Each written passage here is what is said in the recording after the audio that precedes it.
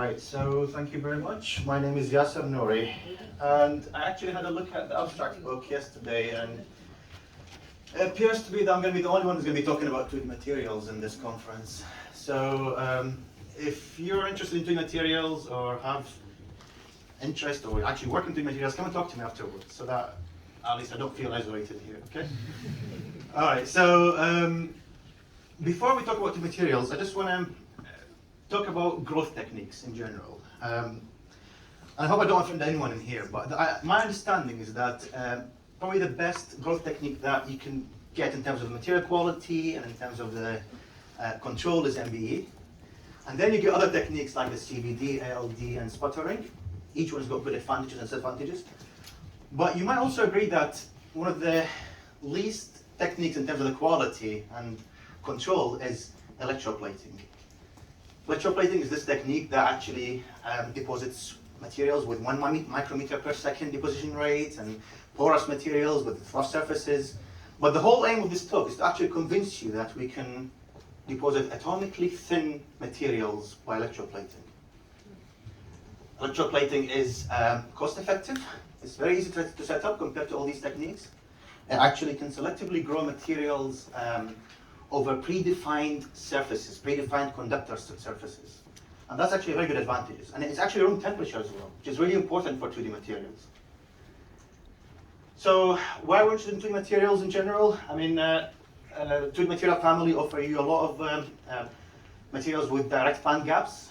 But what I actually find specifically important for 2D materials is that they can actually be put on any wafer without requiring to be lattice matched to that wafer. That's a very important advantage for 2D materials, especially for photonics, and a lot of what you guys are doing is this lattice matching problem. Today I'm going to be mainly focusing about molybdenum and tungsten disulfide. These are a type of transition metal dichalcogenide materials. Okay? So, I've split my slides into two. Basically, on the left side, I'm going to be talking about the vertical growth of 2D materials over graphene, specifically MOS2. And on the right-hand side, I'm going to talk about tungsten disulfide growth over graphene. In this work, we actually discovered that graphene is an excellent electrode for electrodeposition of 2D materials. So if you want to deposit heterostructures, basically, of 2D materials, like MOS2 or tungsten disulfide, you might as well deposit them on other 2D materials, like graphene, to make a full 2D material heterostructure. So for MOS2, we actually went to actually try and prove that we could deposit at large scale. So one of the key issues of 2D materials is that you cannot deposit them in large scale. I think you're familiar with the Scotch tape technique of actually depositing kind of small flakes. But the aim, part of the big issue in industry, is try and grow them at large scale.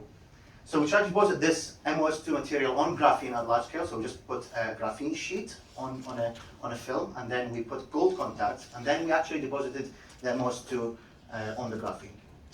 With the WS2 case, it would have been boring to just do large scale again, so we decided to go actually on micro scale. So we patterned the graphene into microelectrodes using normal lithography, and actually we deposited tungsten disulfide, again, in big areas. I mean, we're talking about millimeters or centimeters, but at the micro scale patterns of electrodes.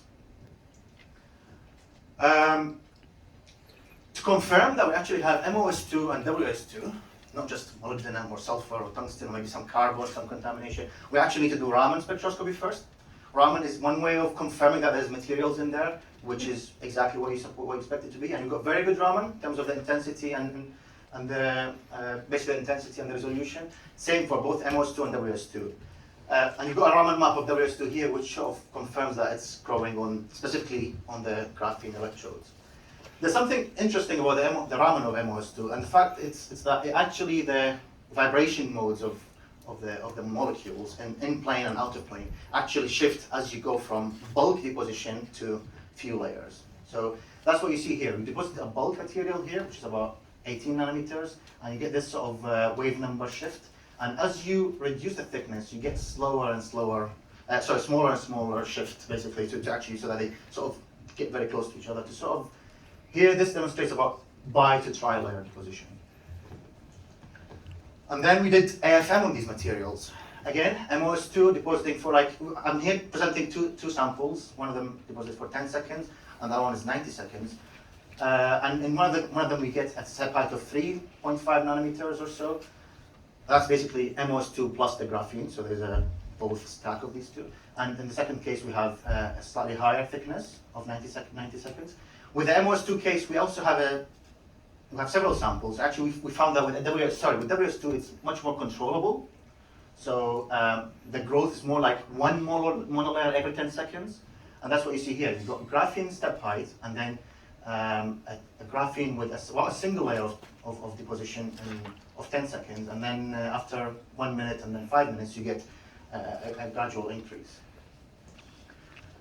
Then we try and do TM on these samples, basically. And that's what we see here. You've got this, basically these layers of MOS2 stacking sort of in a nicely ordered way over the substrate in a horizontal way, following the same plane of the surface.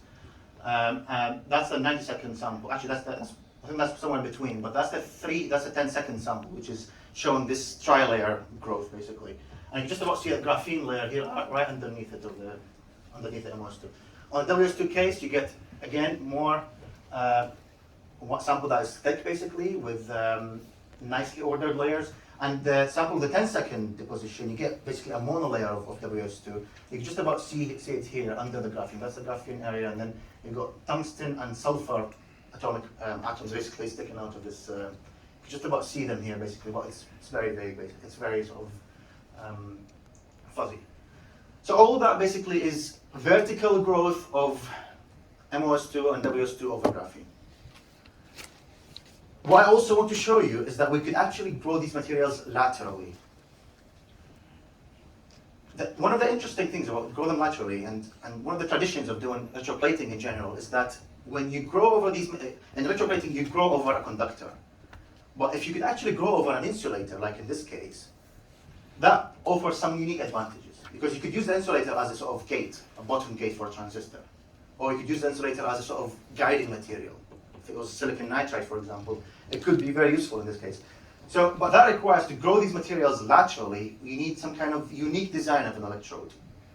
So what we did here is use titanium nitride in this case. We're more familiar with titanium nitride than graphene, but we used titanium nitride in this case, and then we coated it with silicon dioxide to prevent the material from growing on top of the titanium nitride, to actually force it to grow only from the sides of the electrode. These are only 50 nanometer thick films, but they are covered from the top. So they are 10 micrometers wide, but they're only 50 nanometers thick films. So we're only forcing the material to grow from the sides. This is what we get, basically. These are the electrodes, the titanium nitride electrodes. We made them a sort of array, and they're connected to basically a big window at the top, which is biased with a potential. And when we zoom into these samples, we see the growth laterally happening as we increase the time. We have 20-minute deposition, 45-minute deposition, and then 90-minute deposition. The gap between these electrodes is about 7 micrometers. And as we increase this material, we slowly close that gap by this material going in between. You got a Raman actually map, which also nicely shows this evolution of the growth as we increase the time. Now, the times here are actually much, much longer than in previous vertical growth. So what you will end up doing is basically you slowly growing this material, but at the same time you're going to grow it vertically. Okay?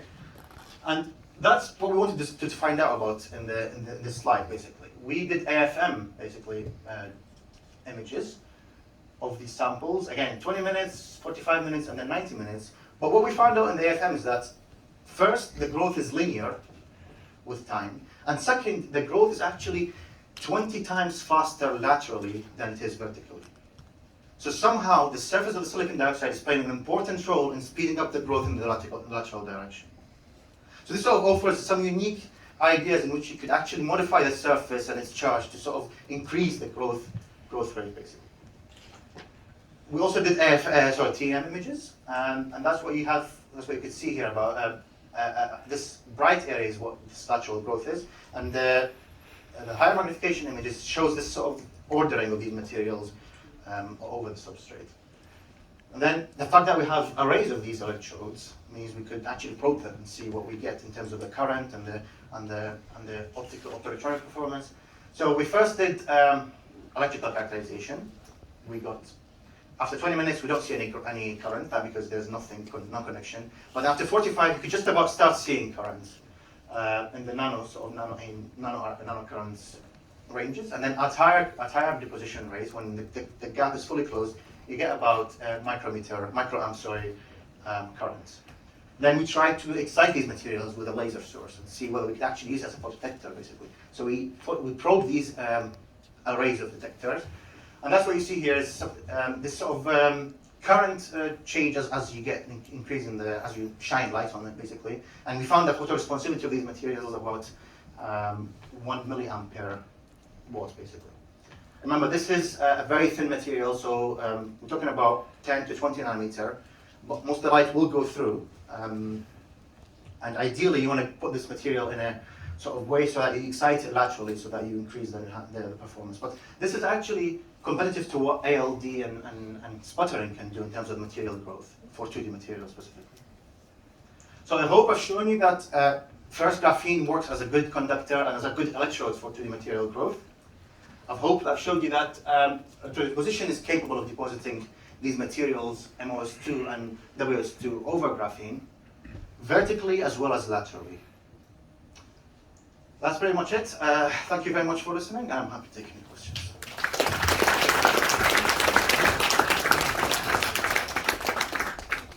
Any questions? No. So you said that lateral growth is 20 times faster than vertical growth. But of course, you're trying to grow an essentially flat layer. That ratio needs to be massive, right? If you can Yes. easily do that. Yeah. So, Well, that's basically one of the limitations of this. We could grow, after let's say 90 minutes, we could grow 4 microns. That's as far as we can go. But you slowly increase the thickness to 20 nanometers, let's say. One of our sort of future works is to try and modify the surface, make its change its hydrophilicity, put some plasma in and see if we could change the charge of that surface to try and improve this lateral growth rate in a way that it could be ideal, such that you get an infinite growth laterally compared to vertically, to get this 2D material. some sort of calculus or something. Yeah, exactly. Yeah. But we haven't succeeded so far, basically. So on that same subject, you mentioned that the surface underneath was what you felt made a difference in the lateral growth compared with the vertical growth. But is it not just that it's energetically favourable to grow laterally? Have you tried different things under that? That could be actually our answer, because when we notice these materials, they all grow horizontally along the surface of the plane, along the plane of the substrate. And that could be actually the reason. But yeah, I mean, I'm not 100% sure, to be honest. It's still under investigation. Yeah. So you've got the silicon dioxide cap on top of the titanium nitride electrodes. Does it grow over the top the same way it does? Yes, it does a little bit, yes. That's a very good point, actually. So it does kind of grow laterally, but as it goes vertically, it can actually grow and sort of basically grows over it, and to the point where this is about 50 nanometers, it's about 50 nanometers. If we let it grow for too long, it will grow slowly and start growing on the top as well.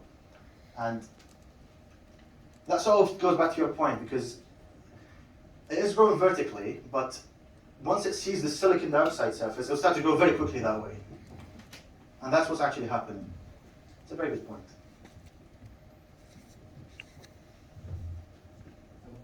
I think how to grow a natural hydrostructure. That's the next thing to do, actually. So we can, these electrodes, we could probe them individually. So each one of these electrodes is probed from one side, and each one of these electrodes probed from the other side. So if we could apply potential and turn off the other electrode, such that we grow, let's say, MOS2 on the first, third, fifth, and seventh, and ninth, and then let's say WS2 on the second and fourth, and so on, we can actually make a heterostructure. And that's something we're going to do very soon. It's a very good point. All right. Any questions? No? No? Okay, let's thank speaker again.